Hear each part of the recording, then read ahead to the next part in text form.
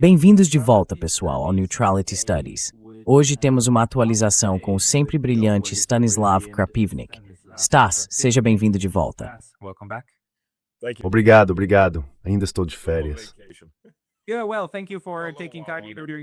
Sim, bom, obrigado por reservar um tempo durante as férias. Quero dizer, espero que esteja tudo bem por aí, mas ainda precisamos falar sobre todas as tragédias que continuam acontecendo, apesar da temporada de festas, da temporada de férias. Me diga, o que você pensou quando soube de Zelensky, da AIA realmente atacando um navio-tanque iraniano no Mar Cáspio? A essa altura, quero dizer, a maioria das pessoas tem absoluta certeza de que não se faz isso sem a inteligência dos americanos. E a essa altura, eles já recuaram. Pediram desculpas. Como você entende essa situação?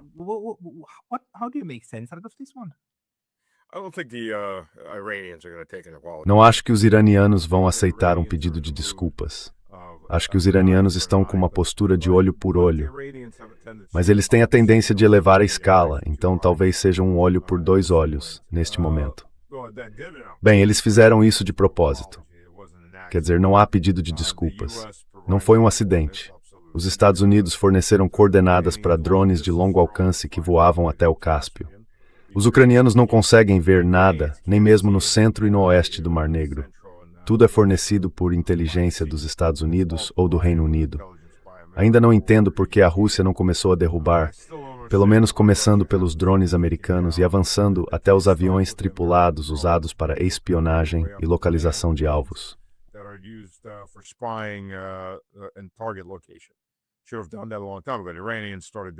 Deveria ter feito isso há muito tempo. Os iranianos começaram a fazer isso há bastante tempo, e tiro o chapéu para eles nesse ponto. O que estamos começando a ver é uma frente que está se expandindo. Se você olhar para a Primeira Guerra Mundial, todo mundo saiu correndo para a guerra. O principal conflito em andamento era entre a Áustria-Hungria e a Sérvia. Fora isso, praticamente toda a Europa estava em paz. E então, todos saíram correndo para a guerra. Houve o disparo para o alto, e todo mundo correu para aquela gloriosa guerra de 2 meses.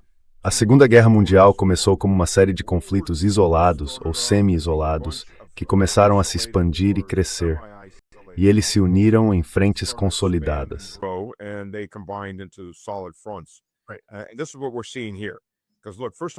É isso que estamos vendo aqui. Porque, veja, antes de mais nada, o Irã consegue alcançar a Ucrânia, especialmente o sul da Ucrânia. O Irã tem 3 opções. Pode atacar diretamente a Ucrânia e o transporte marítimo, se necessário, usando inteligência de satélites russos ou chineses. Duvido que os chineses fornecessem isso em relação à Ucrânia, mas a Rússia forneceria. Pode pedir para usar território russo como base de lançamento de ataques. Ou, na minha opinião, a melhor opção, se isso continuar se expandindo para o Irã. O Irã tem um problema. Tem um exército de 1 milhão de homens em armas. E pode ampliá-lo para 2 ou 3 milhões com bastante facilidade.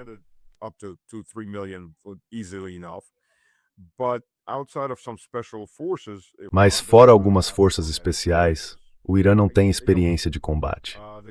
Não tem. Os homens que lutaram na guerra Irã-Iraque hoje estão na faixa dos 50 e 60 anos. Então já não tem mais essa experiência. De onde você tira a experiência? Bem, sabe?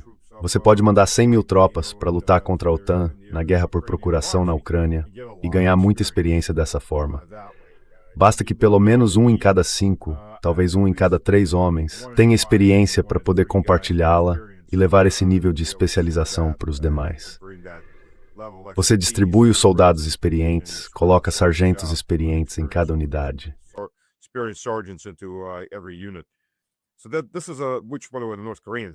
Então isso é uma... Aliás, os norte-coreanos fizeram exatamente a mesma coisa, só que a Coreia do Norte estava numa aliança defensiva com a Rússia e lutava contra a incursão da OTAN em Kursk, em território absolutamente russo, território russo indiscutível. Sim, o Irã está em guerra com os Estados Unidos, só mais uma guerra americana não declarada, mas foi uma guerra de agressão. A Ucrânia atacou o Irã. Isso é um ato de guerra, por mais que eles queiram, de repente, pedir desculpas por isso. E sabe o que vai acontecer se o Irã aceitar esse pedido de desculpas? Haverá outros ataques.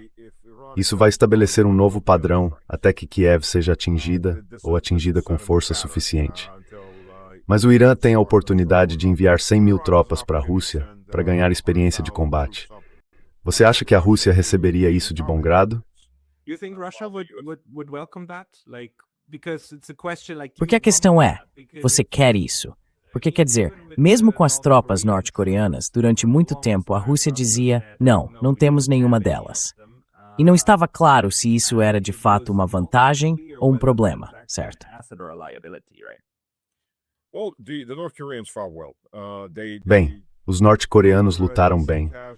Sofreram baixas consideráveis, considerando tudo, porque eram inexperientes e não tinham oficiais de combate experientes com eles. Isso é algo que sempre acontece com tropas inexperientes. Mas eles lutaram bem. E acho que os iranianos vão lutar muito bem. E para o Irã, acho que seria um grande benefício obter essa experiência de combate.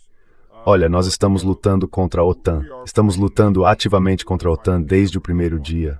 Claro, eles não estão usando as bandeiras de seus países, mas mais de 10 mil poloneses não morreram porque eram voluntários. Bem, eles podem ter se voluntariado. Eles se voluntariaram como um batalhão inteiro.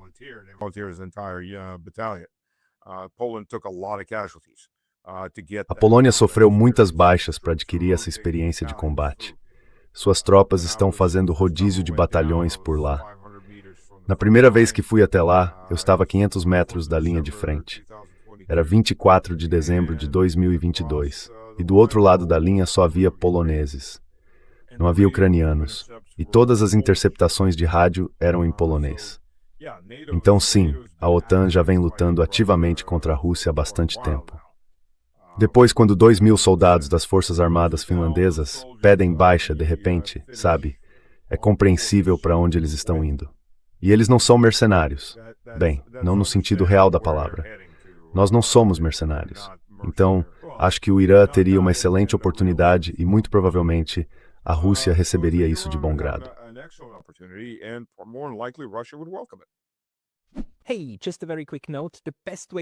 Ei, só um aviso bem rápido. A melhor forma de apoiar esse canal é assinando meu Substack gratuito. Você também pode ajudar com uma assinatura paga por lá, ou comprar alguns dos nossos novos produtos em neutralitystudies.com. Os links estão abaixo. Vejo você por lá. Então, na sua opinião, quero dizer, o que se tem comentado no YouTube nos últimos dias é que essas duas guerras agora estão em processo de fusão. Nós também vemos isso acontecendo. É como se as frentes estivessem se expandindo. E quero dizer, Zelensky tem um incentivo muito claro para fazer isso, a fim de atrair os americanos, que estão em guerra com o Irã, mas oficialmente ainda são neutros na guerra com a Rússia, certo? E a única coisa que poderia de alguma forma mudar as coisas para a Ucrânia é, claro, envolver completamente os americanos. Mas isso parece uma coisa muito tola de fazer, se isso fosse realmente algo com que os americanos concordassem. Bem,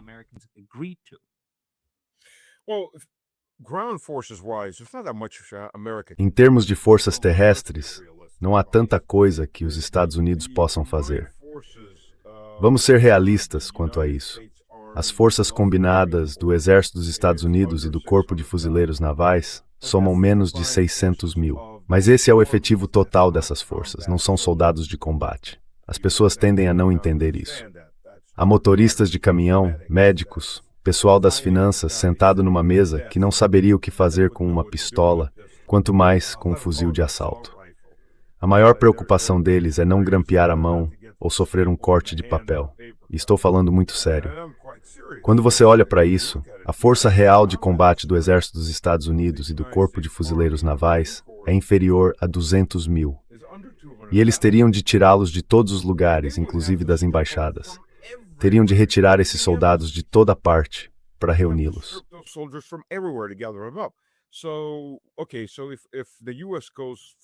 Certo, então, se os Estados Unidos forem com tudo, sem convocar o serviço militar obrigatório, e começar um alistamento obrigatório nos Estados Unidos, provavelmente seria, a essa altura, um evento do nível de uma guerra civil.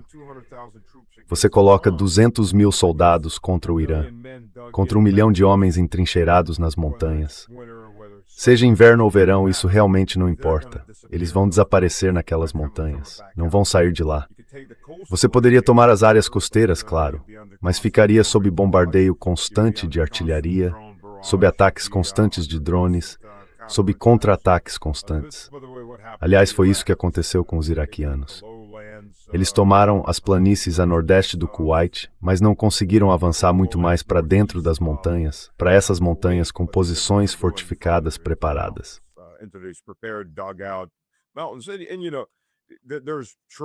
E sabe, claro, há vales, há estradas, e elas são vigiadas por posições preparadas. E você fica preso lutando nas montanhas. A Guerra da Coreia de novo. Só que a Guerra da Coreia foi travada por veteranos americanos da Segunda Guerra Mundial.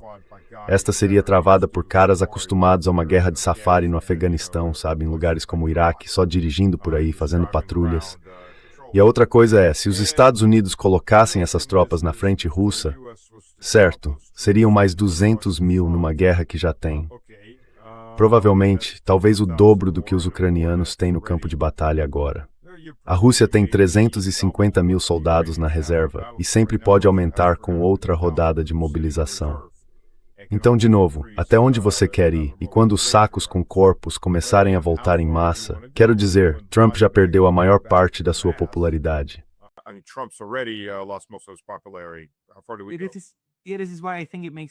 É por isso que acho que não faz absolutamente nenhum sentido haver qualquer tipo de estratégia dos Estados Unidos por trás de tentar vincular esses dois teatros de guerra. Quero dizer, a única coisa de que os Estados Unidos precisam agora é, de alguma forma, manter isso separado e manter a guerra por procuração na Ucrânia como uma guerra por procuração em que a Ucrânia luta em nome dos Estados Unidos. E no Oriente Médio, na Ásia Ocidental, na verdade, o melhor se desvencilha. Mas infelizmente, Israel é strength small e de Kimi Orings por laut stenetsa.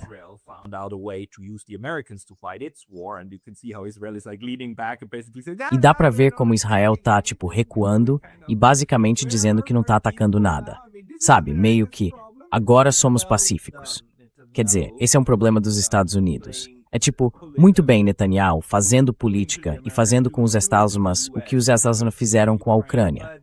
Mas quer dizer, mesmo assim, o fato de que agora eles não conseguem mais atacar o Irã, de que estão ficando sem mísseis e sem coisas para realmente usar na guerra, isso may significar que isso é sido separado, certo? Ou, de alguma maneira, é.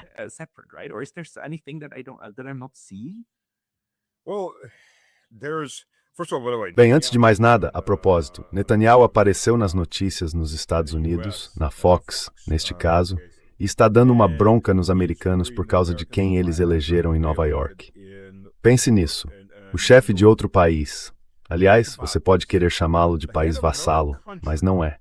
É mais como um país proprietário. Agora está dizendo a vocês, camponeses, como vocês deveriam ter votado em uma das suas cidades. Sim. Isso por si só é um insulto de proporções incríveis. Não importa onde você situe nessa linha entre pró-Ucrânia, anti-Ucrânia, globalista, anti-globalista. Quero dizer, o fato de o chefe de um país, que tem talvez metade da população de Nova York, vir dar sermão em você sobre em quem você deveria ou não deveria ter votado.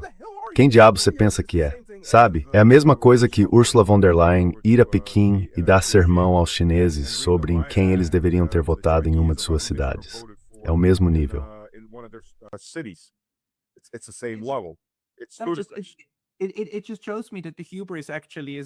Isso só me mostra que a arrogância, na verdade, não é tanto uma questão de Estado grande contra Estado pequeno. Ela está entranhada no sistema inteiro.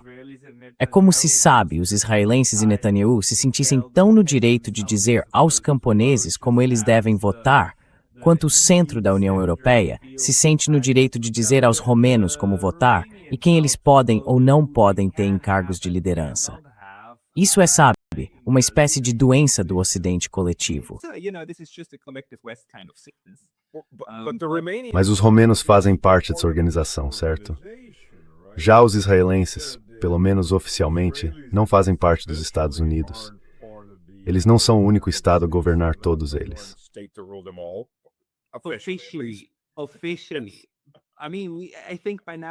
Oficialmente. Quer dizer, acho que a esta altura todos nós entendemos que é um só coração e uma só alma. Eles são uma espécie de sistema intrincado. Mas talvez voltando à situação geral no campo de batalha, porque me parece que nos dois teatros, em ambos, os americanos conseguiram criar para si mesmos uma pilha bem profunda de problemas, dos quais agora não conseguem sair.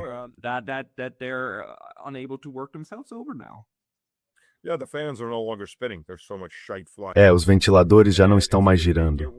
Tem tanta merda voando para dentro deles. E pode piorar. Você tem os neoconservadores renovados no Congresso dos Estados Unidos gritando para fechar o espaço aéreo da Ucrânia. Isso surgiu em 22, 23 e disseram a eles basicamente que isso seria a Terceira Guerra Mundial, um conflito direto e que os Estados Unidos perderiam muitos aviões. E eles parecem ter recuado, mas se sentem encorados no Nord e fechar os céus da Ucrânia.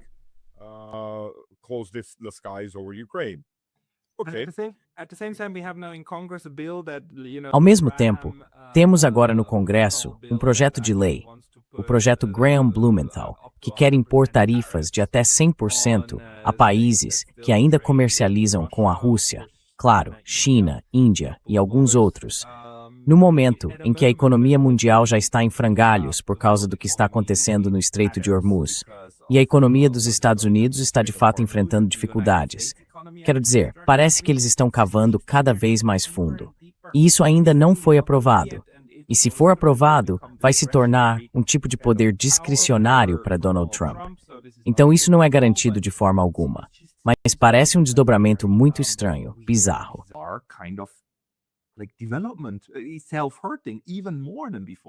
Está prejudicando a si mesma ainda mais do que antes. É sempre pior do que isso, porque, aliás, você tem a bolha da IA. E a bolha da IA está crescendo sobre uma base de energia nuclear. Porque sabe por quê? Quando você está montando centros de dados com servidores que se estendem por 10, 15 quilômetros e precisa resfriá-los a menos 250 graus Fahrenheit, além da quantidade de eletricidade que eles consomem e do calor que geram com toda essa potência de servidores, a única maneira de fazer isso é tendo energia nuclear. Você precisa de gigawatts, e provavelmente de mais do que alguns gigawatts. Quero dizer, alguns desses grandes centros que estão planejando vão precisar de várias usinas nucleares.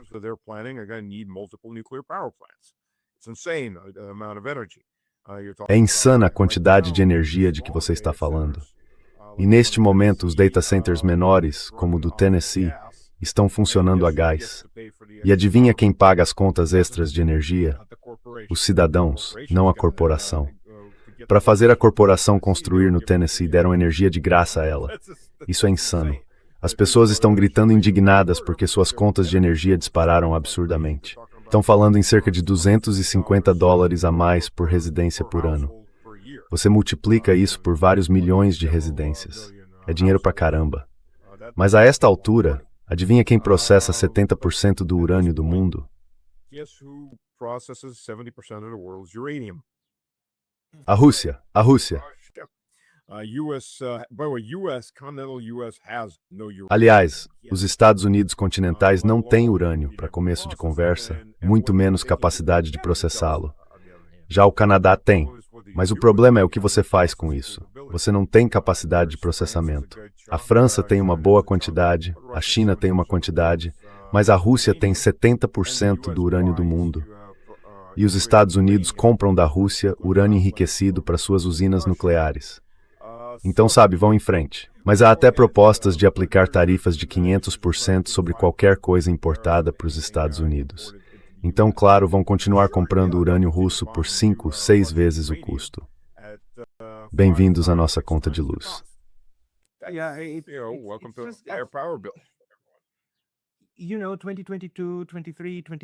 Sabe, em 2022, 23, 24, era mais fácil acompanhar a lógica de para onde isso supostamente iria, porque havia essa espécie de Não estava claro até que ponto os diferentes sistemas econômicos conseguiriam acompanhar, nem as capacidades industriais para fabricar todos os instrumentos de guerra de que você precisa, e as táticas no campo de batalha. Não estava claro. Mas a esta altura, está muito claro. E, se ouvirmos o que Vladimir Putin realmente disse esta semana, quando se dirigiu aos, acho que eram os deputados da Duma, ou será que era o corpo de oficiais? Esqueci. Mas ele estava bastante animado e dizia algo como, bem, lidamos com o que eles estão usando contra nós, ou seja, os drones, e mantemos nossa posição.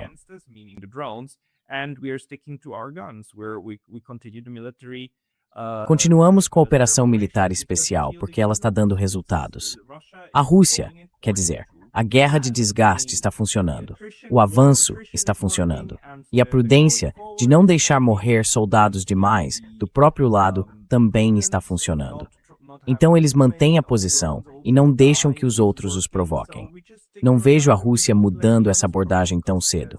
E isso, na verdade, me deixa um pouco mais tranquilo, porque eu estava preocupado que a Rússia ficasse tão irritada também com os ataques à fábrica, ao armazém da Wildberries, que acabasse fazendo alguma coisa, sabe, movida pela raiva. Mas parece que Vladimir Putin está bastante determinado a não fazer isso e simplesmente manter a posição. Essa também é a sua análise?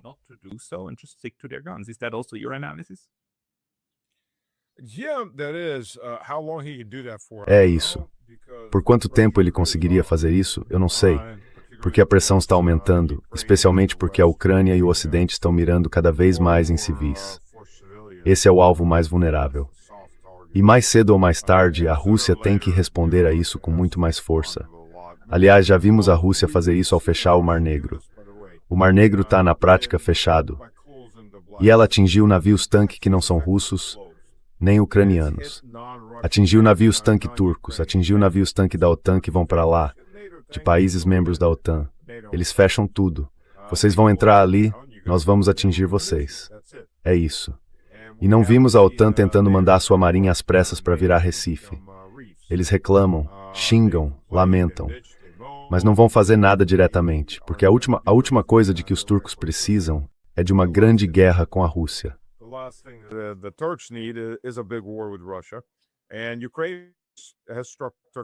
E a Ucrânia atingiu navios turcos, atingiu navios gregos, atingiu inúmeros navios da OTAN. A Ucrânia, para todos os efeitos, está com todos os seus portos no Danúbio e no Mar Negro fechados, o que é um desastre para eles em vários níveis.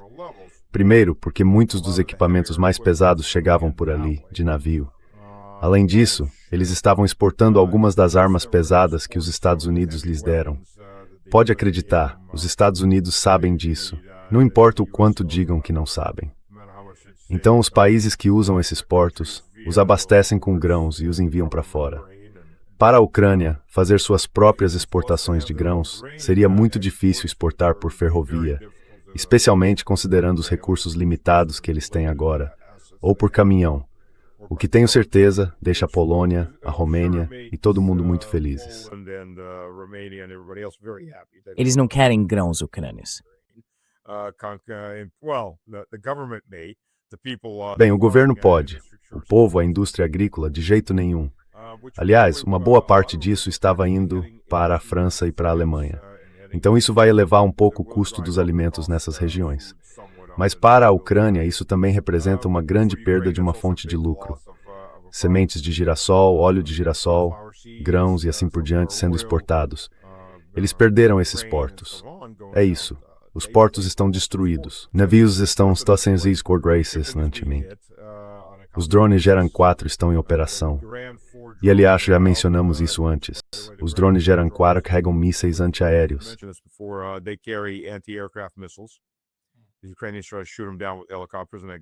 Os ucranianos tentaram derrubá-los com helicópteros, e os helicópteros foram derrubados por um drone Geran 4, que depois continuou voando até o alvo.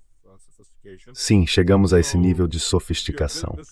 Então tudo isso veio da campanha ucraniana, ou melhor, da campanha Ucrânia-OTAN, no leste do Mar Negro e no Mar de Azov, que foi respondida por uma campanha russa para fechar o oeste do Mar Negro.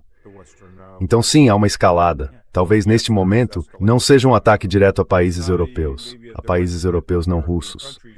Mas isso poderia facilmente escalar até esse ponto.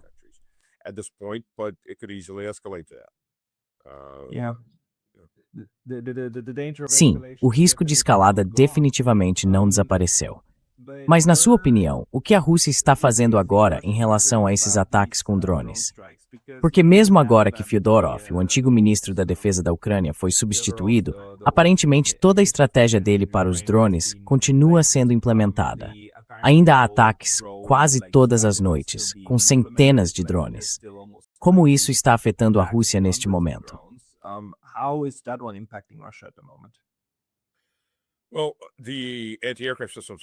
Bem, os sistemas antiaéreos estão sendo constantemente modernizados e ampliados. A Rússia atacou a parte logística desses drones, o que obrigou que fossem lançados de mais longe, porque eles destruíram os postos de combustível e também instalações de armazenamento desses caminhões leves, caminhões civis que são usados, mas principalmente as instalações de abastecimento. Eles destruíram, literalmente destruíram, todos os postos de combustível em várias das províncias de fronteira. E agora estão avançando mais para o interior. Então isso torna a parte logística muito mais difícil. Os drones precisam ser lançados de mais longe, o que dá muito mais tempo para identificar suas assinaturas no radar, se preparar, derrubá-los e reduzir esse número enquanto estão voando em direção ao alvo.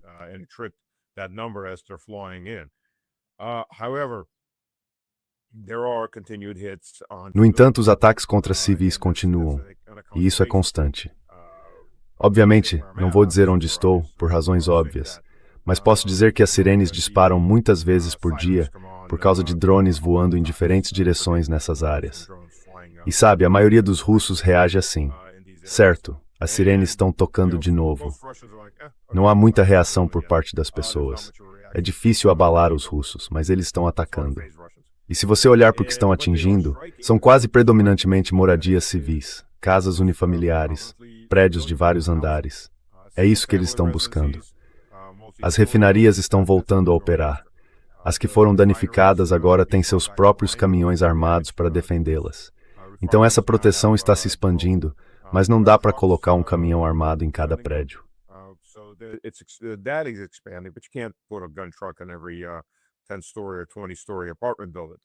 Um prédio de apartamentos de 10 ou 20 andares. Então esse é um grande problema. E os ucranianos estão mirando principalmente, os ucranianos, a OTAN, os Estados Unidos, a OTAN estão mirando principalmente civis, é uma guerra terrorista. Os Estados Unidos sempre recorrem a matar civis quando não conseguem atingir os militares. Fazem isso desde, se você for fundo bastante na história dos Estados Unidos, eles basicamente sempre fizeram isso. Mas, se formos falar de história mais recente, 5 milhões de alemães mortos pelos bombardeios incendiários em toda a Alemanha. Do que o mundo se lembra? Lembra de Dresden. Dresden foi apenas a última cidade. Todas as cidades alemãs foram bombardeadas com bombas incendiárias. 70 mil mortos na França, em bombardeios incendiários contra vilarejos e cidades do norte francês, muitos dos quais nem sequer tinham soldados alemães lá, de forma alguma.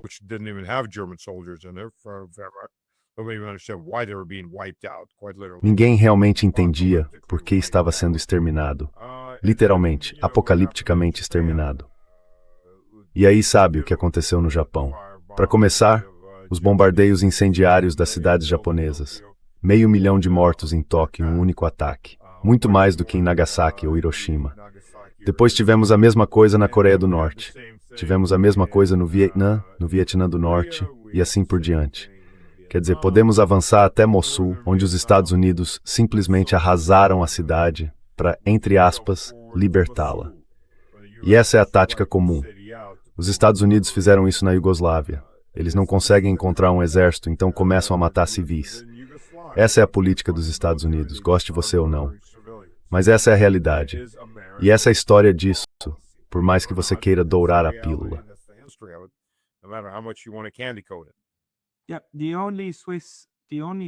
Sim, a única cidade suíça em que civis morreram, algumas dezenas de civis morreram, durante a Segunda Guerra Mundial foi Schaffhausen, que foi bombardeada pelos americanos, não pelos alemães.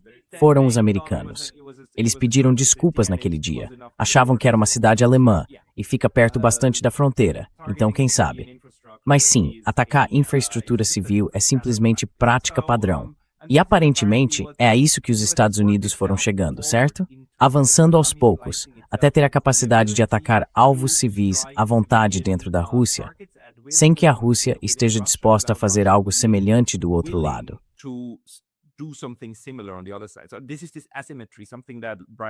Então, existe essa assimetria, algo que Brian Berlitzik e outros apontam, que agora tornou esses ataques diretos contra a Rússia bastante possíveis. De novo, as linhas vermelhas foram sendo empurradas para trás, para trás, para trás, para trás. E é nesse ponto que pessoas como ele dizem, isso é insustentável. E a Rússia, alguma coisa precisa acontecer. Caso contrário, eles vão avançar ainda mais e escalar ainda mais, na esperança de que a Rússia mantenha a máxima contenção.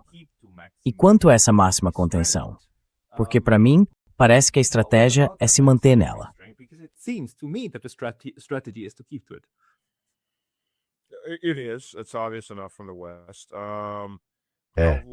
Isso é bastante óbvio do lado do Ocidente. Por quanto tempo a Rússia vai manter essa contenção? Bem, em primeiro lugar, a Rússia não está totalmente contida. Nós vimos isso. Vou apenas dizer que houve incêndios em ministérios e coisas assim, surgindo por toda a Europa em áreas industriais. Não sabemos de onde isso vem.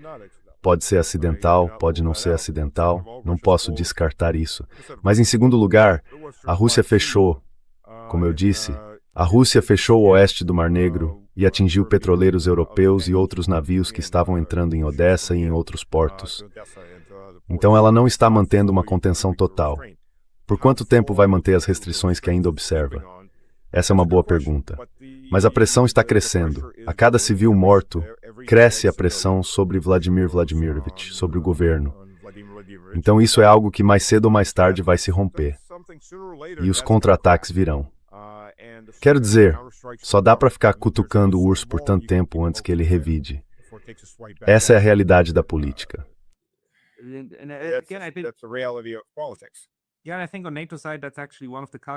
Sim, eu acho que do lado da OTAN, esse é de fato um dos cálculos, certo? Manter essas provocações. Mas tudo isso acontece porque a situação real no campo de batalha está se deteriorando para eles. E talvez, quero dizer, você tenha uma visão muito detalhada do que realmente está acontecendo. E a última coisa que eu sei, também graças ao pessoal do The Duran, é que as batalhas atuais são pelas últimas fortificações no Donbass. Depois disso, haverá planícies abertas até o Dnieper e talvez até além dele. Qual é a sua avaliação sobre como estão as defesas da Ucrânia neste momento? Porque vamos encarar, nos últimos 4 anos, eles conseguiram manter essas defesas, certo? E segurar suas posições. Quero dizer, eles recuaram, mas aos poucos. Então, onde estamos agora?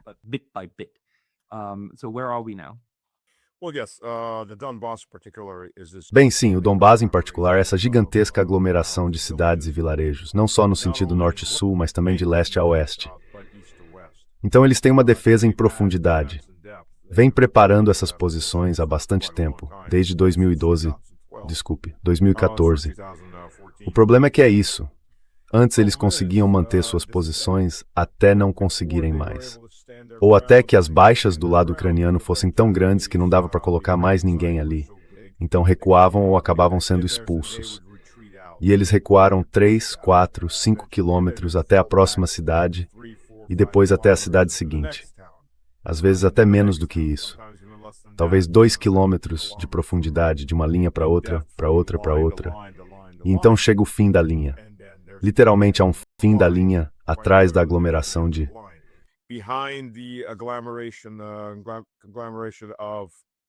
São campos abertos. Esses campos abertos já estão sob fogo de drones, artilharia e aviação. Então trazer suprimentos já é difícil, mas dá para fazer isso atravessando os campos. No fim de setembro ou na segunda metade de setembro, depende de quando as chuvas realmente começarem, tudo aquilo vira lama. E a única coisa que sobra são as estradas de terra batida. E isso se torna muito mais difícil. Então quem permanecer lá, quaisquer soldados ucranianos que ainda estiverem lá no fim de setembro, vai morrer ali. Ou pode se render, mas não vai sair. Não há para onde sair. Depois disso, há pequenos vilarejos. Eles não estão preparados. Não existe uma linha específica. Há algumas fortificações de campanha que eles cavaram, trincheiras, mas não formam uma linha contínua. Eles não têm efetivo para guarnecê-las. E estão em campos abertos.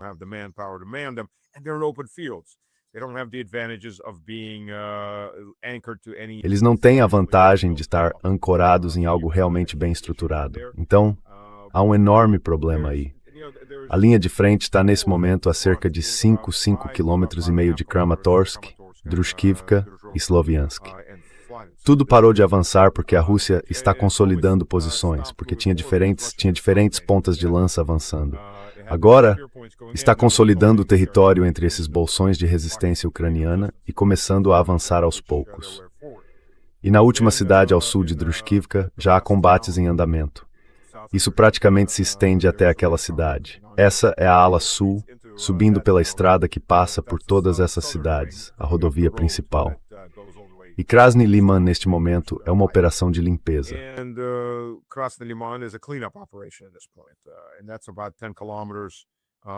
E isso fica cerca de 10 quilômetros ao norte de Sloviansk. E está numa área elevada, então você olha direto para Sloviansk, para artilharia, drones e assim por diante. Então essa frente vai começar a avançar em direção a Sloviansk antes do fim do verão. E depois, Dobropilha, a RPD, a província de Donetsk, a República Popular de Donetsk. As forças russas avançaram até Dnipropetrovsk, chegaram à sua borda, imobilizaram os soldados ucranianos ali e agora começaram a seguir em várias direções ao redor dela. Há um grande avanço no sul que vem ganhando terreno na direção de Dnipropetrovsk. Mas a maior ameaça de todas é o que está acontecendo no norte de Dnipropetrovsk. Então, em vez de cercar essa cidade e investir recursos para tentar tomá-la, eles imobilizaram os ucranianos lá dentro para que não possam sair.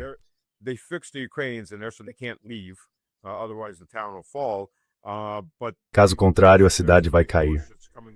Mas há um grande avanço vindo diretamente do norte, que vai chegar por trás de Druskivka e Kramatorsk.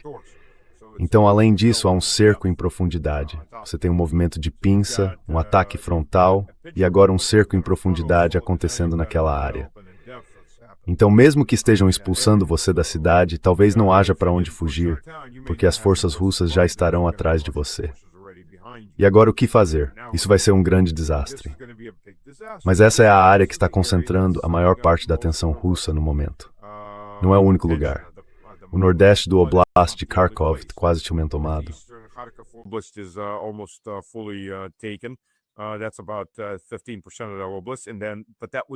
Isso representa cerca de 15% do Oblast.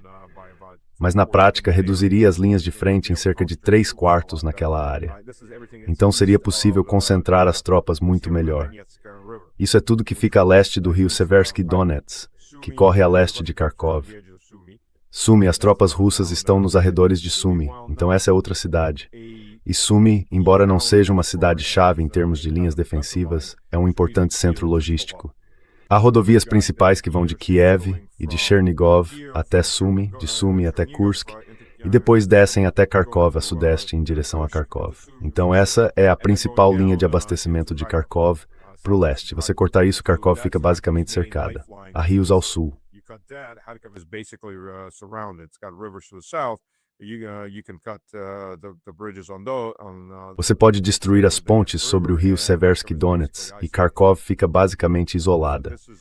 Então isso é um corte na logística e um cerco em profundidade de Kharkov, porque você está isolando na região. Então sabe, isso ainda está em andamento e vai continuar em andamento. Neste ponto, não há muito que os ucranianos possam fazer. Eles estão sobrecarregados. Eles podem trazer a OTAN, sabe? A França poderia colocar mais 40.000 soldados de combate de outro país. Isso causaria um impacto por 1 semana, 2 semanas ou 1 mês, antes que não restasse muita gente deles. A Alemanha poderia fazer ainda menos. A Polônia, se realmente quiser lutar. Mas sabe, a Polônia, se você pensar na situação entre a Polônia, Varsóvia e Kiev, agora está tudo pronto para Varsóvia entrar.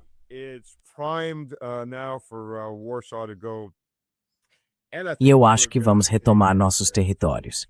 Muito obrigado.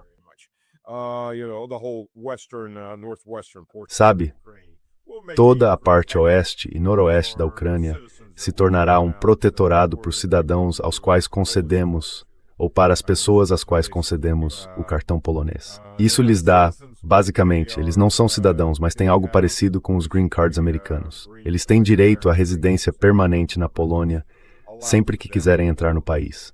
Então, falta só um passo para serem cidadãos. Assim, a Polônia agora tem uma base política. E a violência ucraniana na Polônia está disparando neste mês. Violence in Poland is skyrocketing right now. This all sounds quite dramatic actually for Ukraine. Tudo isso parece bastante dramático, na verdade, para a Ucrânia. Quero dizer, qual é a sua intuição? Em algum momento algo vai acelerar, certo? Alguma coisa vai mudar a situação. No momento, ainda há esse combate homem a homem, mas em algum momento isso vai se abrir, certo? E vai causar bastante pânico, porque a Ucrânia e também Kiev talvez fiquem expostas o suficiente ao avanço. O que você acha? Ainda é, porque me parece que Vladimir Putin está, na verdade, bastante otimista neste momento. Você acha que esse pode ser o verão que levará a uma mudança bastante dramática no mapa, que também possibilite uma mudança na política sobre o que é possível e o que não é?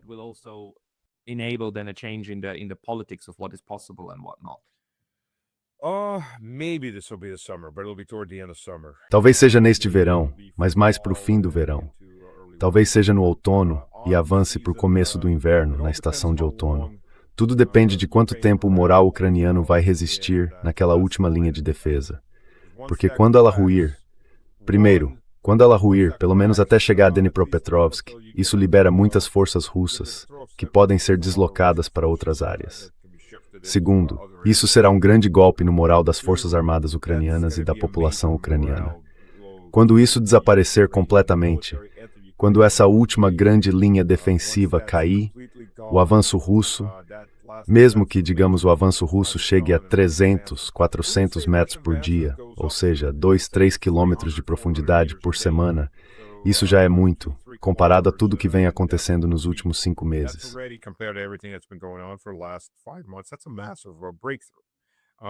Isso é um avanço enorme. E, na verdade, vai acelerar, porque até mesmo a guerra com drones, sabe, esses operadores de drones geralmente ficam bem perto da linha de frente. E tudo funciona muito bem enquanto a frente não se move muito, ou não se move de jeito nenhum. Eles conseguem chegar lá, cumprir as missões e voltar. Mas se a frente estiver se movendo continuamente, fica muito mais difícil levar os operadores de drones até lá e mantê-los vivos, porque à frente dessa linha, aliás, haverá muitas e muitas unidades de reconhecimento e sabotagem se espalhando. Basicamente, os escaramuçadores do mundo moderno. Eles vão se espalhar pela frente. Isso vai criar um problema enorme, enorme para qualquer um que tente levar operadores de drones.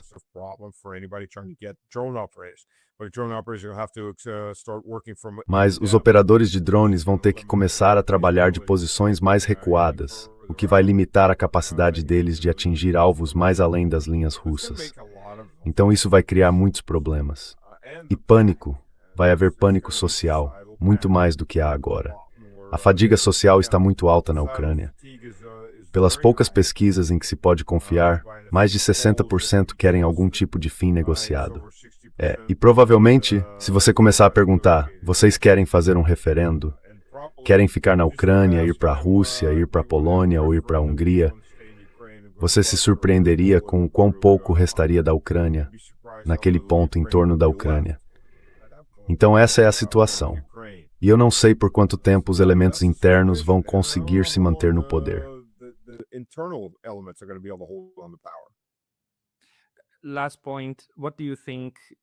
Último ponto. Como você acha que será a estratégia política da Rússia daqui para frente, para imaginar uma situação pós-guerra?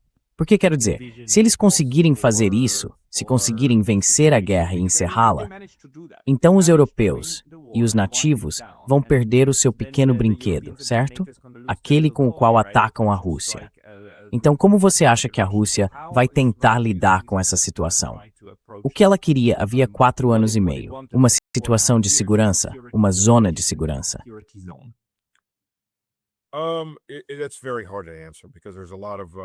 É muito difícil responder, porque há muitos e se.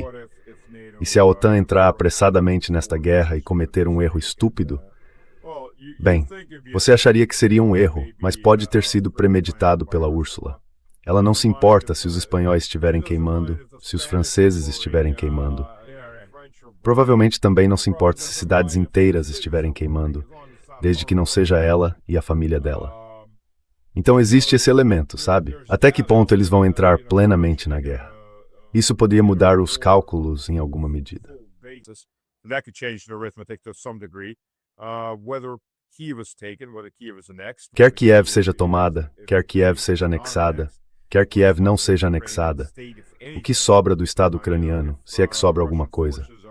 Ah, sabe, se as forças russas estiverem olhando através da fronteira para forças polonesas que estejam em algum lugar no meio do oeste da Ucrânia, isso provavelmente seria, na verdade, uma questão pacífica, porque duvido que, nesse ponto, os poloneses tenham vencido uma grande guerra contra a Rússia.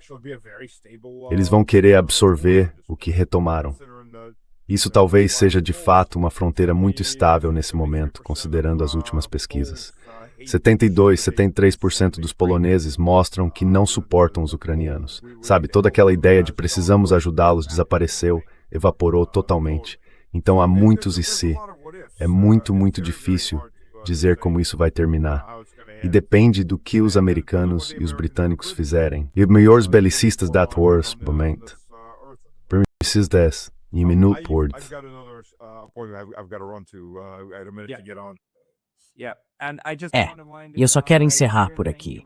Muito obrigado, Stas, pela visão geral. É complicado demais, mas vamos falar com você de novo. E um ótimo fim de férias. Thank you. Obrigado. Obrigado. Muito obrigado. Obrigado a todos. Obrigado. Tchau.